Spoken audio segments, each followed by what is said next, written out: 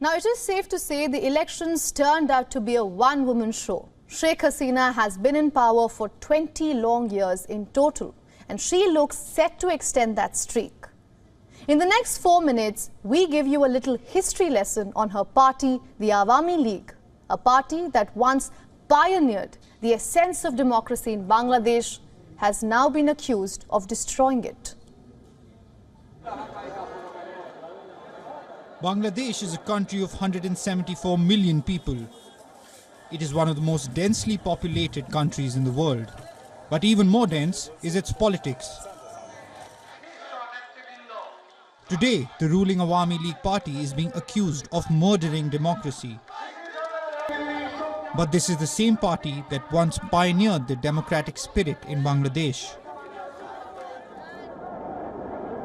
Bangladesh got independence under its leadership in 1971.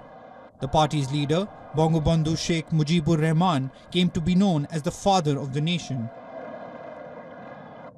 Soon after independence, Bangabandhu was assassinated and his family was forced to flee.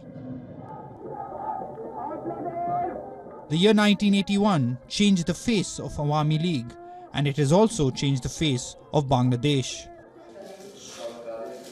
Sheikh Hasina held office from 1996 to 2001, but that was only a trial run. She survived an assassination attempt in 2004.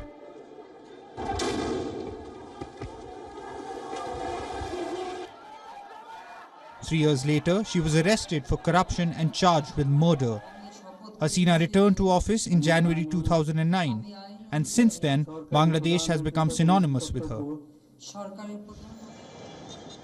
The Muslim-majority nation was once one of the world's poorest. Truth be told, Bangladesh notched up credible economic gains under her leadership. Its per capita income tripled in the last decade. The World Bank estimates that over 25 million people were lifted out of poverty in the last 20 years. But observers say the development has come at a cost.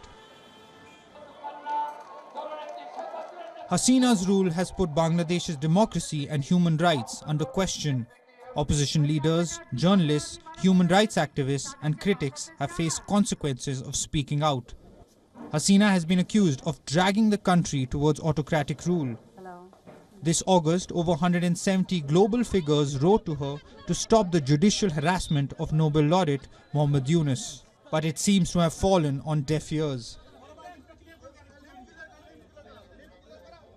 This week, Yunus was convicted of violating Bangladesh's labour laws, a ruling that many see as politically motivated.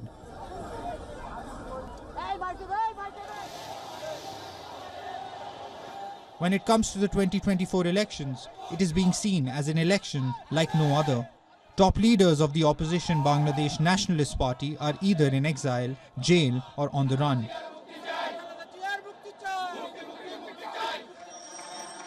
In the 1980s, Sheikh Hasina joined hands with her bitter rival, Begum Khalida Zia.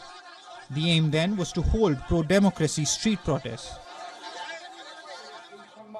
Today, 78-year-old Zia is serving a 17-year prison sentence. The two women are locally described as the battling Begums, but the battle has now become a full-fledged war.